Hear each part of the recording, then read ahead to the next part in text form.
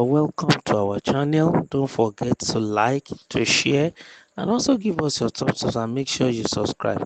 Omoyele Sowore reacts after El-Rufai said he defected to SDP because APC lacks vision.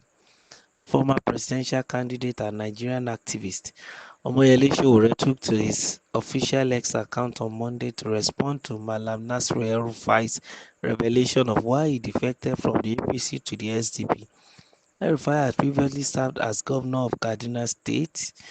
Punch reports that the ex-governor of Kaduna State stated his reasons for joining the SDP: the APC's lack of vision. Additionally, he asserted that the party has abandoned its progressive principles. El-Rufai reportedly stated, "The rational course the party is taking is something I have voiced both privately and publicly.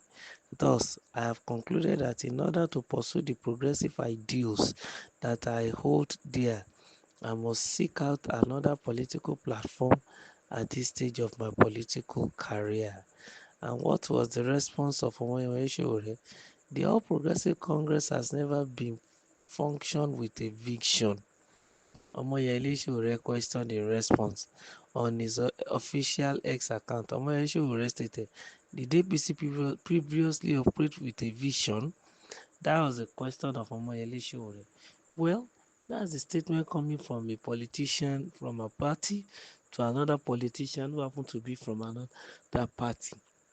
And now, for an Omoyele Sowore to have an assertion and a belief that APC doesn't have a vision, of course, he has his own right on his view to his own opinion. That's just the reality. But then, while he says so, are we going to also say that El-Rufai is correct that the party has no vision? Because here is a man who has been a governor in this same APC for 8 good years. This is a man who has already, come to limelight working with the administration of APC during Muhammadu Buhari as tenure. So for him to now come and say APC has, lost the vision or lacks vision, I think the question is where was he then when they started? Because El-Rufai happened to be one of the founding fathers in the northern aspect of the country for the founding of APC. It cannot be taken away from him. But what do you think will have been the reason for all this kind of statement? Of course, everybody has been pinpointing the singular fact that the incumbent president couldn't fight or insist or stand his ground when El-Rufai's name was presented to the Senate for when El-Rufai's name was presented for the Senate as a ministerial nominee. Now, while that was to be done, some petitions came in as regards security threat, security situation, which is embarrassing enough even for the president. And I think maybe that was what made the president to renege in trying to stand his ground for El-Rufai. Because as at that time, we are a country that is under the challenge of a lot of security breaches. Insecurity is everywhere. We have the action and activities of Boko Haram, the ISIS in the West African region, the kidnapping of innocent people, the ritual killing, the cattle rustling, the herdsmen and farmers fight, a lot of security breaches, security situation, and everybody's is tensed and is very careful. So as a result of that, when such a petition came up, the first thing, the first reaction you expect from people, and especially from members of the National Assembly, is to first set that allegation aside, set the matter and the person in question aside. And I think that was what gave birth to the bickering that is been happening that made El-Rufai to leave APC. He felt that the president decided to abandon him since he did not put his feet down and insisted that El-Rufai must be screened and then be allowed to be a, a minister even in this administration. I wouldn't know. And this has taken about 2 years now. The expectation is that El-Rufai ought to have walked over this and move on.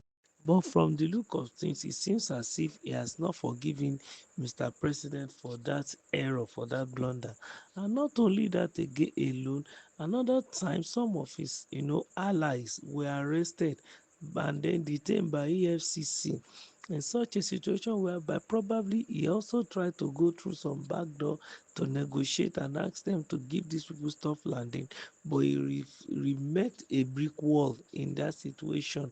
And as a result of that, he felt that this administration has been taking steps that are negative towards him, and the best thing he could do is for him to stay away from them in order to find another platform in which he can express his own opinion and ideas.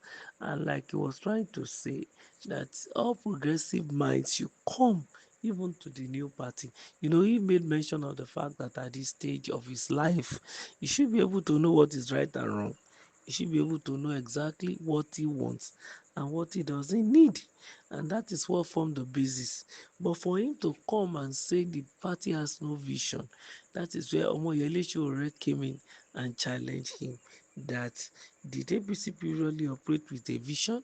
Because to some other people in other climes, other politicians, their belief is that if it is APC or a PDP, they are birds of a feather, they don't hold any sway, and they are not doing anything for this country. And they lack the vision, and that is why they are running the country the way they are running the country. And sincerely yours, I feel so, disturbed even for our country, with the singular fact that we say that those who are at the ends of affairs have no vision. It's a very serious situation. It means that very soon everybody will be in the sea or in the gutters.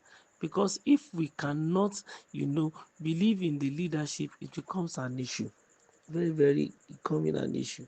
But then for a normal issue, Sowore, probably he might have a better version of things. And maybe that is what is forming the basis of his statement as saying that does APC even have visions at all? Whether there is vision in APC or not, Nigeria has already entered the vehicle. I hope it will not turn to a one chance, in which at the end of the day, who knows, maybe that Nigeria will come out alive or the other way. But we are optimistic that our country will go higher, move to another level.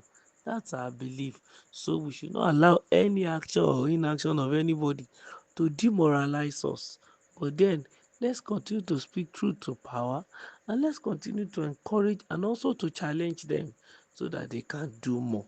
Remember to subscribe to our channel. Make sure you share our stuffs, like, and give us your thumbs up.